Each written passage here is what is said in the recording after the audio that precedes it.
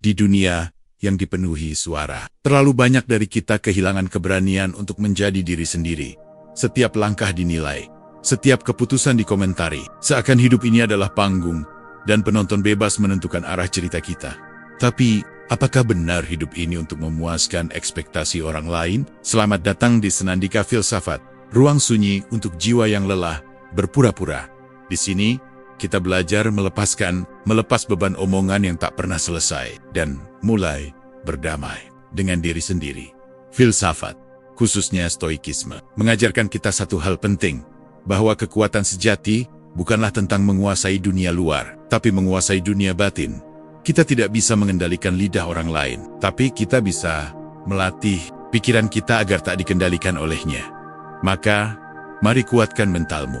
Bukan dengan melawan semua suara, tapi dengan memilih mana yang layak kau dengar.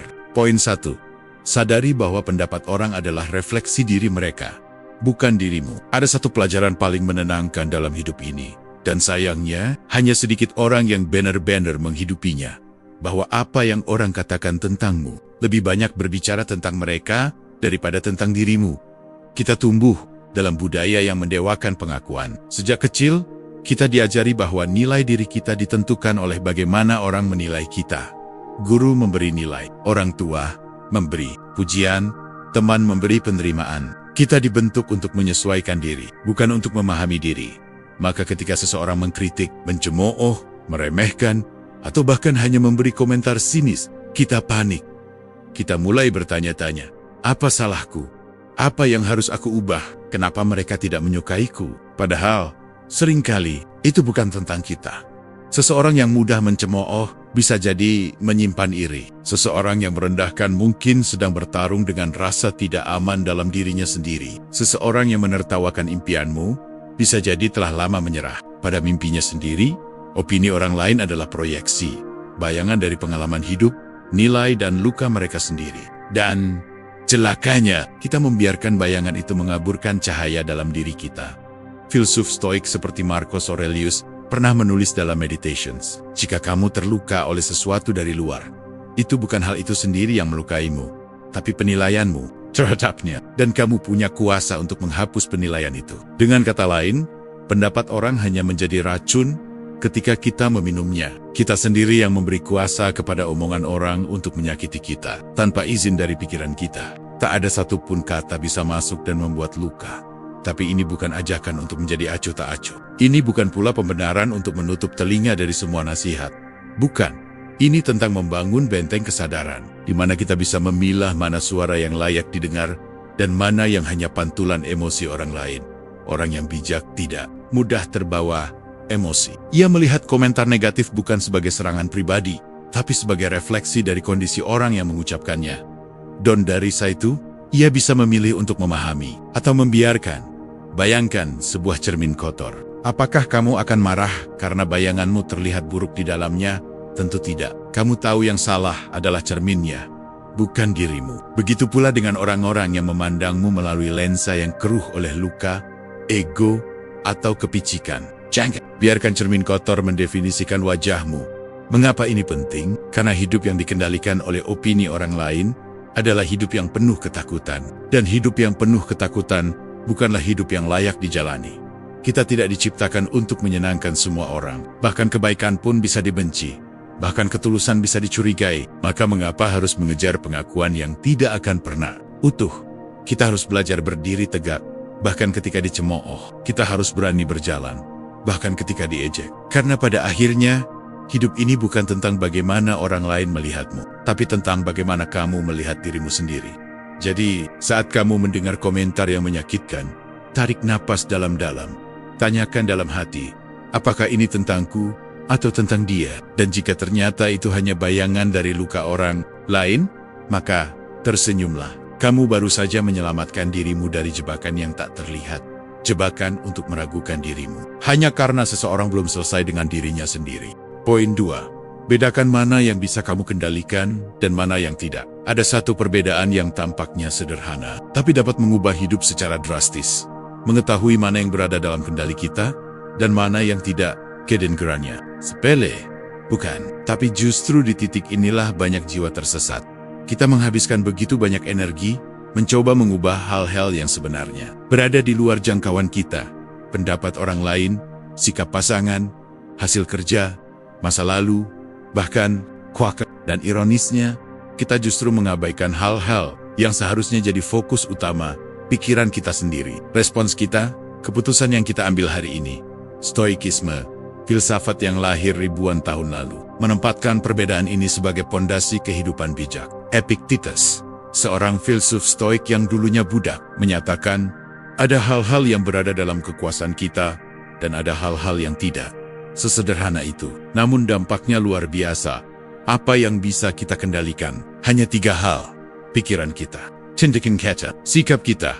Kita tidak bisa mengendalikan apa yang orang pikirkan tentang kita, tapi kita bisa mengendalikan bagaimana kita memperlakukan mereka. Kita tidak bisa menjamin semuanya berjalan sesuai rencana, tapi kita bisa memilih untuk tetap tenang saat kenyataan tidak sesuai harapan.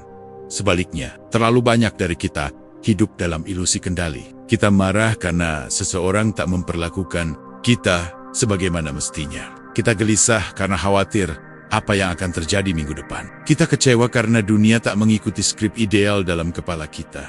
Padahal, hidup ini bukan panggung yang bisa kita atur sesuka hati. Kita adalah aktor, bukan sutradara, bukan jane. Kita tahu bahwa hujan tak bisa kita hentikan, tapi kita tetap mengeluh ketika hari mendung. Kita tahu bahwa orang punya kehendak bebas, tapi kita tetap merasa tersinggung ketika mereka tak menuruti kehendak. Kita tahu bahwa masa lalu tak bisa diulang, tapi kita masih memikirkannya seolah waktu bisa diputar balik. Penderitaan terbesar bukan berasal dari kenyataan, tetapi dari upaya sial-sial untuk mengubah kenyataan yang tak bisa diubah. Lalu, apa yang terjadi ketika kita mulai menerima apa yang tidak bisa kita kontrol? Bukan kepasrahan, bukan menyerah, tapi kebebasan. Kebebasan untuk fokus pada hal-hal yang betul-betul bermakna. Kebebasan untuk menjalani hari dengan tenang, meski dunia di luar tak sempurna. Kebebasan untuk menjadi pemilik pikiran, bukan korban keadaan. Bayangkan seseorang yang terjebak dalam badai. Apakah ia akan berteriak memarahi angin? Tidak. Ia akan menunduk, melindungi tubuhnya, dan mencari tempat berteduh. Karena ia tahu mengutuk badai tidak membuat badai berhenti, tapi meresponsnya dengan bijak bisa menyelamatkan nyawanya. Begitulah seharusnya kita menghadapi hidup.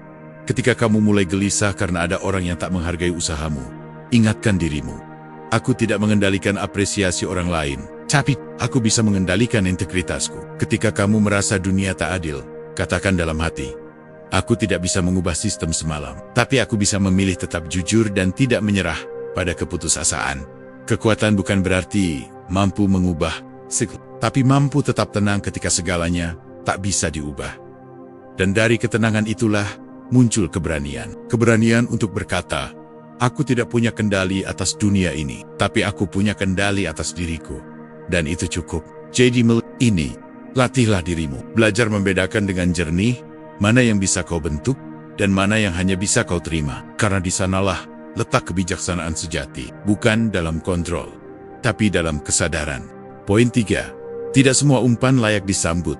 Tidak semua hal yang datang padamu perlu ditanggapi. Tidak semua suara yang memanggilmu patut dijawab. Dan tidak semua provokasi layak diberi ruang dalam hidupmu.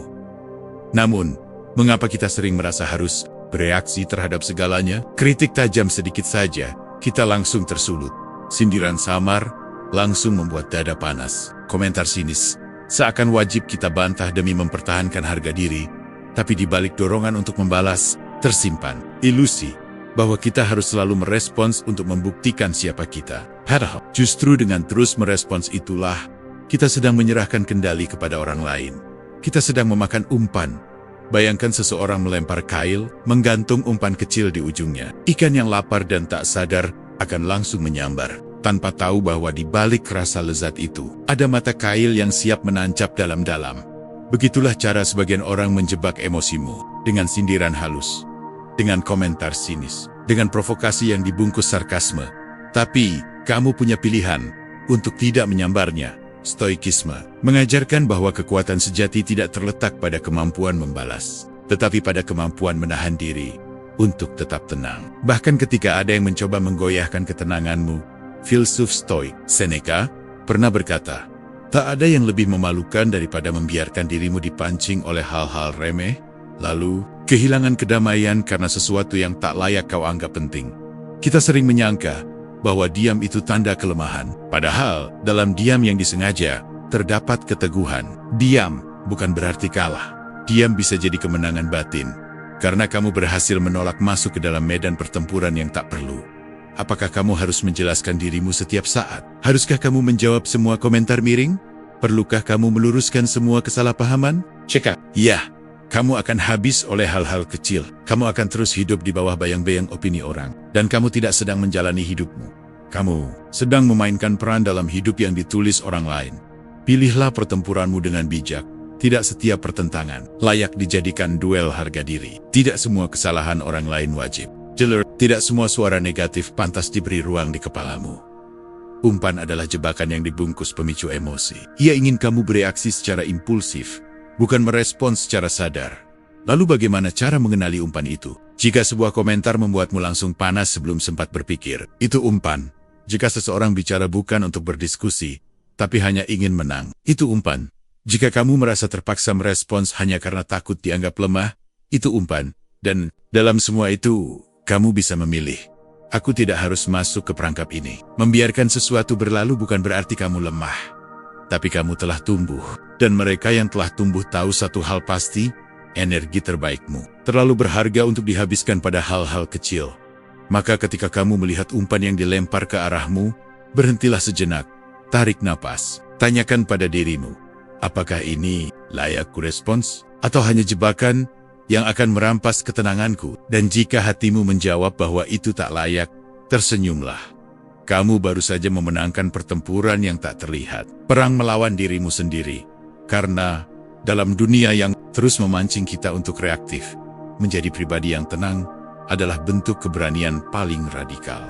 Poin 4. Bangun pilar identitas diri yang kuat di dunia yang berubah cepat. Satu-satunya jangkar yang bisa menyelamatkanmu dari hanyut adalah identitas dirimu sendiri. Tapi ironisnya, banyak dari kita berjalan tanpa mengenal siapa diri kita. Kita memakai topeng yang diukir ekspektasi sosial, gelar yang dipinjam dari jabatan, bahkan harga diri yang dibangun dari pujian orang lain.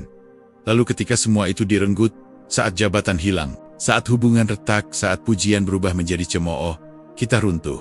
Bukan karena dunia terlalu keras, tapi karena fondasi kita terlalu rapuh. Maka pertanyaannya adalah, apa yang menjadi pilar identitasmu? Apa yang menjadi dasar saat kamu berkata, aku adalah aku? Banyak orang membangun identitasnya pada hal-hal yang bisa berubah status sosial, penampilan fisik, pekerjaan, followers, validasi, dan tidak salah jika semua itu hadir dalam hidupmu. Tapi menjadi salah ketika kamu menggantungkan seluruh nilai dirimu pada hal-hal yang bisa lenyap dalam sekejap. Identitas yang sejati harus berdiri di atas hal-hal yang tak bisa diambil oleh siapapun, bahkan oleh kegagalan, usia, atau kehilangan. Identitas bukan tentang citra. Identitas adalah tentang nilai filsufat Stoik, mengajarkan bahwa yang membuat seseorang bernilai bukanlah reputasi yang dipuji banyak orang, tapi karakter yang bertahan dalam sepi. Marcus Aurelius, dalam catatan pribadinya, menulis, jangan biarkan suara luar lebih lantang daripada suara jiwamu sendiri. Tapi, bagaimana membangun suara itu? Bagaimana membangun pilar identitas diri yang kuat? Pertama, kamu harus mengenal dirimu bukan dari apa yang kamu miliki, tapi dari apa yang kamu yakini. Apakah kamu menghargai kejujuran lebih dari kenyamanan? Apakah kamu bersedia berdiri untuk kebenaran meski sendirian? Kedua, kamu harus berani menyaring pengaruh luar. Bukan semua saran harus diterima, bukan semua kritik harus diyakini, dan bukan semua pujian berarti kamu telah benar. Ketiga, kamu harus siap kehilangan sebagian dari citra untuk menemukan keaslian. Kadang kita terlalu sibuk menjadi versi terbaik menurut orang lain, sampai lupa siapa kita sebenarnya. Padahal, keutuhan batin hanya lahir ketika kamu mulai menjadi versi jujur dari dirimu sendiri. Meski itu tidak populer, lalu, mana yang bukan pilar identitas? Omongan orang, tren yang berlalu, ekspektasi keluarga yang tak sesuai nurani standar media sosial yang selalu bergerak. Itu semua bisa berubah, maka jangan jadikan ia fondasi. Jangan biarkan jati dirimu dibentuk oleh sesuatu yang tak kamu kendalikan. Karena orang yang identitasnya lemah akan selalu gelisah. Mereka bertanya, apakah aku cukup baik menurut orang lain? Tapi orang yang telah menemukan pilar sejatinya akan bertanya, apakah aku setia pada nilai yang aku pegang? bahkan ketika tak ada yang melihat. Ketenangan bukan datang dari pengakuan luar, tapi dari keselarasan antara siapa kamu dan apa yang kamu hidupi. Dan pada akhirnya, membangun pilar. Identitas bukanlah proyek semalam. Ia adalah perjalanan. Ia adalah proses jujur, menyakitkan, tapi juga membebaskan. Melepas topeng demi topeng, sampai kamu berdiri tegak. Mungkin tanpa banyak pujian, tapi dengan batin yang kokoh, tak terguncang oleh angin perubahan. Bangun pilar identitasmu, bukan dari apa yang bisa dilihat, tapi dari apa yang tetap berdiri, bahkan ketika dunia sepi, karena pada akhirnya, satu-satunya tempat yang tidak bisa kamu tinggalkan adalah dirimu sendiri. Poin 5. Latih ketahanan mental lewat ketidaknyamanan kecil. Ketahanan mental bukan sesuatu yang datang secara tiba-tiba. Ia tidak diwariskan, ia tidak bisa dibeli, ia tidak hadir karena keberuntungan. Ketahanan mental adalah hasil dari pembiasaan yang disengaja terhadap ketidaknyamanan. Namun di zaman ini, kita hidup dalam budaya yang memuliakan kenyamanan. Segalanya instan, serba mudah, serba cepat. Kita tak lagi terbiasa menunggu, bersabar, apalagi menahan. Akibatnya, sedikit gangguan saja bisa terasa seperti bencana. Sedikit kritik terasa seperti serangan pribadi. Sedikit penolakan terasa seperti kegagalan mutlak. Tapi, mari kita jujur, jika hidup ini adalah medan yang penuh ketidakpastian, lalu bagaimana mungkin kita berharap untuk tetap kuat, tanpa melatih diri untuk tahan terhadap rasa tidak nyaman? Dalam stoikisme, ada prinsip penting yang sering dilupakan, bahwa penderitaan ringan yang dipilih secara sadar hari ini akan melindungi kita dari penderitaan berat yang tak terduga esok hari. Filsuf Stoik seperti Seneca menganjurkan praktik-praktik sederhana untuk melatih ketangguhan mental, tidur di tempat keras, makan makanan biasa, berjalan kaki dalam hujan. Bukan karena itu wajib, tapi karena itu mengingatkan, aku bisa bertahan dalam keadaan yang tidak ideal. Latihan batin seperti ini bukan untuk menyiksa diri, tapi untuk memperkecil ketergantungan kita pada kenyamanan. Karena kenyamanan adalah candu yang halus, ia meninabobokan. Ia membuat kita lemah tanpa terasa. Dan ketika kenyamanan itu dicabut, karena musibah, kegagalan, atau kehilangan, kita tak lagi punya daya tahan untuk bangkit. Maka pertanyaannya adalah, sudahkah kita cukup kuat untuk menghadapi hidup? Atau hanya kuat selama segalanya berjalan sesuai rencana? Ketahanan mental dibentuk bukan oleh momen-momen besar, tapi oleh latihan kecil yang diulang setiap hari. Menahan diri untuk tidak membalas komentar kasar, mengerjakan sesuatu yang membosankan, tapi penting, bangun lebih pagi ketika tubuh ingin bermalas-malasan, menghadapi ketidakpastian dengan sikap tenang, bukan panik, memilih tetap jujur meski hasilnya tidak segera memuaskan. Semua itu adalah ketidaknyamanan kecil, tapi jika dilatih, ia melahirkan ketangguhan luar biasa. Bayangkan seorang pelari. Ia tidak memulai dengan maraton. Ia mulai dengan satu putaran kecil. Napas terengah-engah, otot menjerit. Tapi ia tahu, rasa tidak nyaman itu adalah bagian dari pertumbuhan. Begitu pula dengan kita. Jika kita terus-menerus menghindari ketidaknyamanan, kita juga sedang menghindari pertumbuhan. Karena ketahanan bukanlah tentang keras kepala. Bukan pula tentang menahan air mata. Ketahanan adalah kemampuan untuk tetap waras di tengah tekanan, tetap tenang dalam kekacauan, dan tetap memilih nilai, bukan kenyamanan, dalam kehidupan yang tidak bisa kita kendalikan sepenuhnya. Satu-satunya jaminan adalah mental yang telah dilatih untuk menghadapi ketidakpastian. Jadi, mulai hari ini, tantang dirimu dengan hal kecil. Tinggalkan zona nyaman sesekali.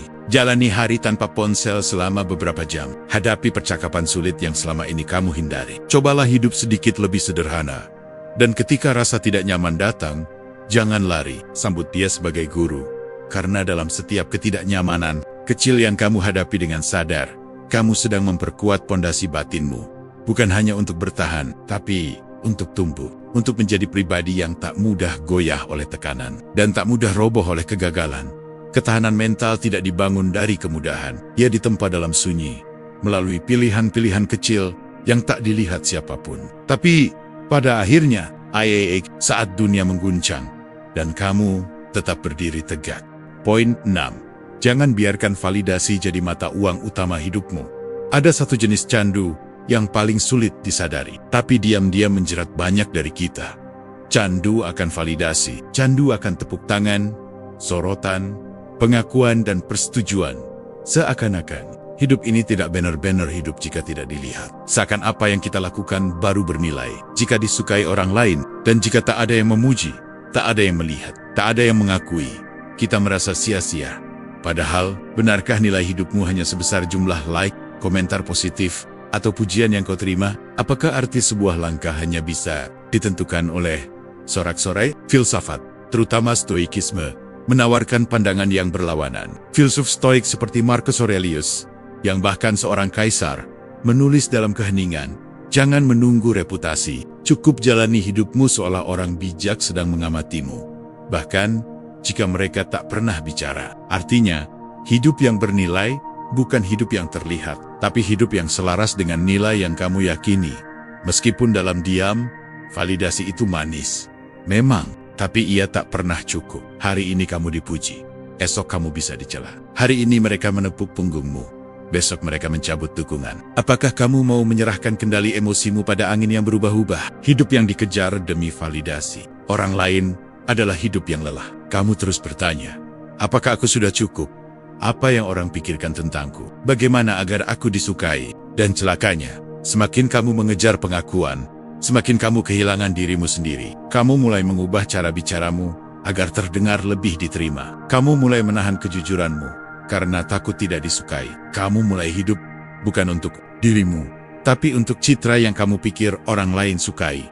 Padahal, validasi bukanlah tujuan, ia hanya bonus. Yang utama adalah integritas. Apakah kamu hidup sesuai dengan prinsip yang kamu yakini? Apakah kamu bisa menatap cermin dan berkata, aku bangga dengan diriku, bahkan jika tak ada yang memuji? Itu yang lebih penting. Karena validasi bisa menguatkan, tapi jangan biarkan ia menjadi mata uang utama dalam hidupmu. Jangan biarkan nilaimu ditentukan oleh volume tepuk tangan. Tepuk tangan bisa berhenti kapan saja.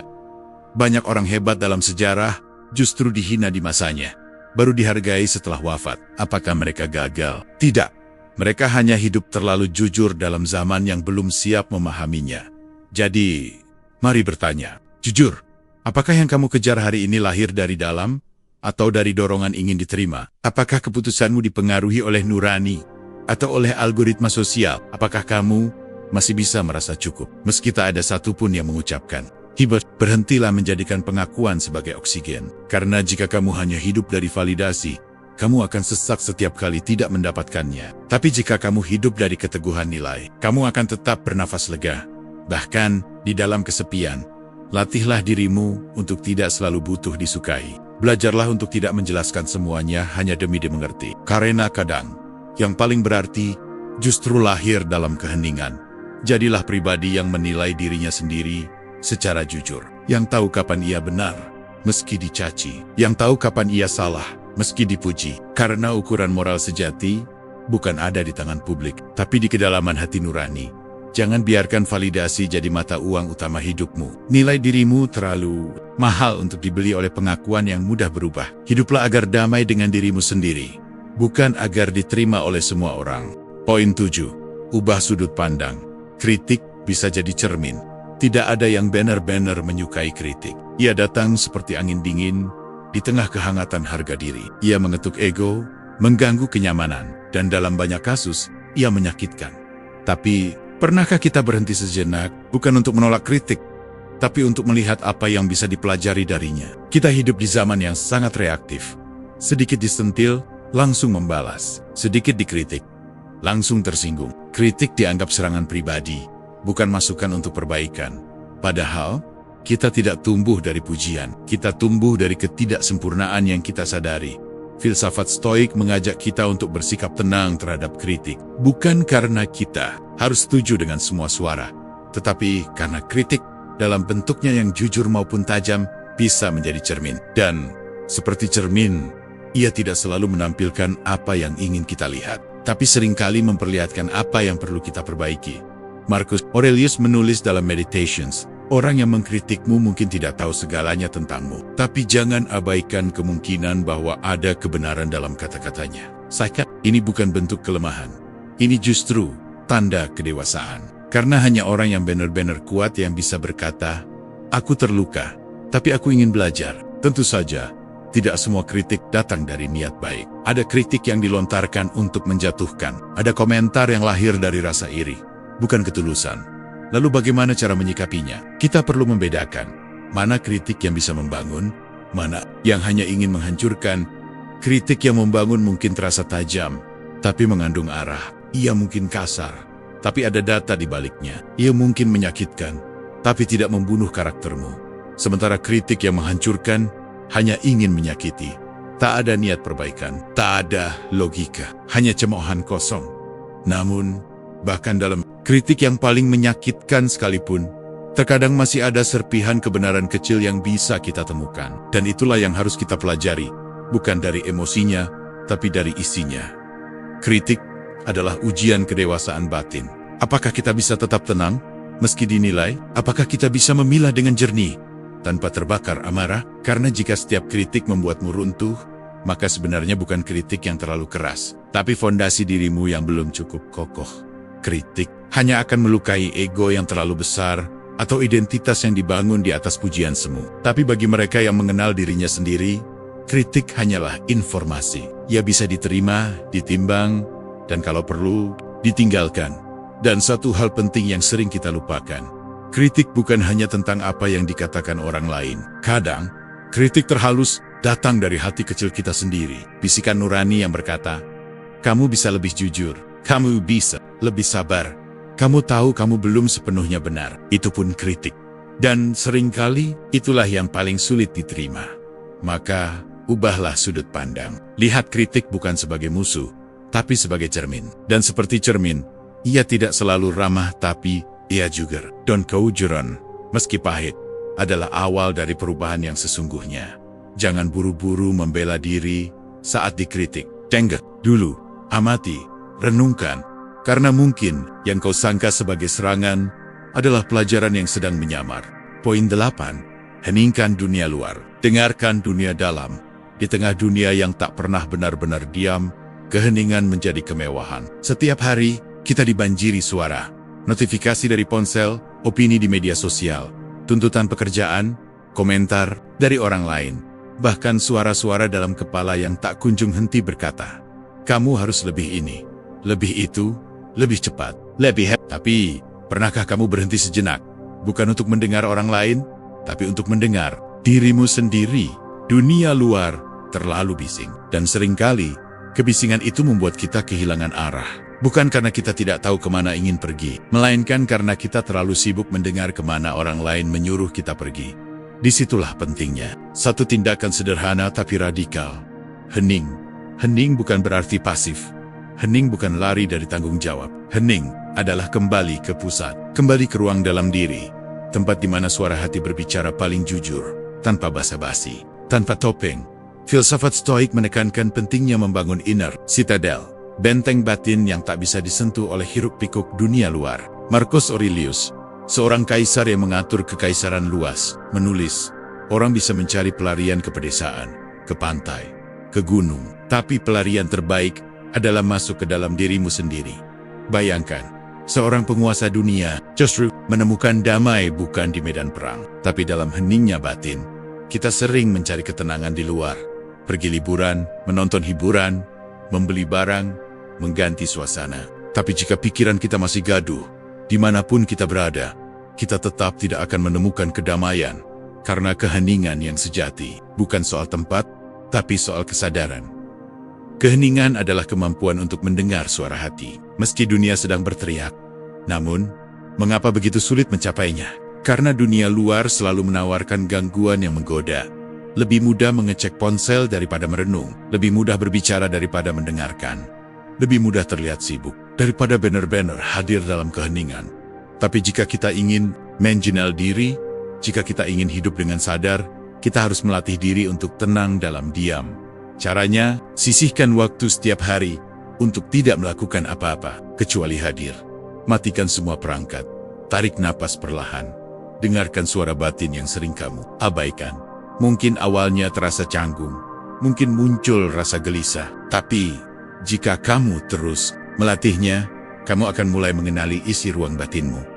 Ada luka yang belum kamu hadapi, ada nilai yang kamu abaikan, ada keinginan yang bukan benar-benar milikmu, tapi kamu kejar karena tuntutan dunia luar. Dan dari sana, lahirlah kejernihan. Ketika dunia luar sunyi, dunia dalam mulai bicara. Dan dari suara itulah, kamu bisa mulai hidup dengan sadar. Bukan sekadar menjalani rutinitas tanpa makna. Keheningan juga memberi kita jarak. Jarak dari reaksi spontan.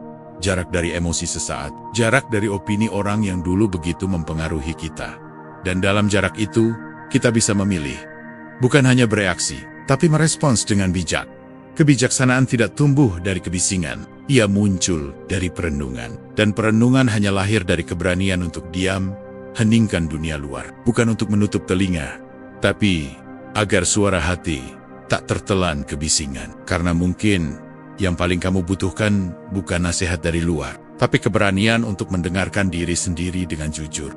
Pada akhirnya, hidup yang tenang bukanlah milik mereka yang paling banyak disorot, tetapi milik mereka yang paling mengenal dirinya sendiri. Kita tidak bisa mengendalikan apa yang orang katakan, tapi kita selalu bisa memilih bagaimana meresponsnya. Itulah kekuatan sejati, bukan di luar tapi di dalam. Dan jika kau merasa lelah mendengar terlalu banyak suara, mungkin sudah saatnya kau mulai mendengarkan satu suara yang selama ini kau abaikan. Suaramu sendiri. Senandika Filsafat ada untuk itu. Bukan untuk memberitahu siapa kamu, tapi untuk menemani pencarianmu dalam menemukan jawabannya sendiri. Melalui filosofi, ketenangan, dan perenungan, kita akan belajar bahwa menjadi kuat bukan berarti tidak peduli, tapi tahu kapan harus peduli dan kepada siapa. Jika suaramu tenggelam di tengah kebisingan dunia, datanglah kembali ke ruang ini. Karena di sini, kamu tak perlu menjadi siapa-siapa, cukup menjadi dirimu seutuhnya. Senandika Filsafat, tempat di mana pikiran menemukan keheningan dan hati belajar pulang.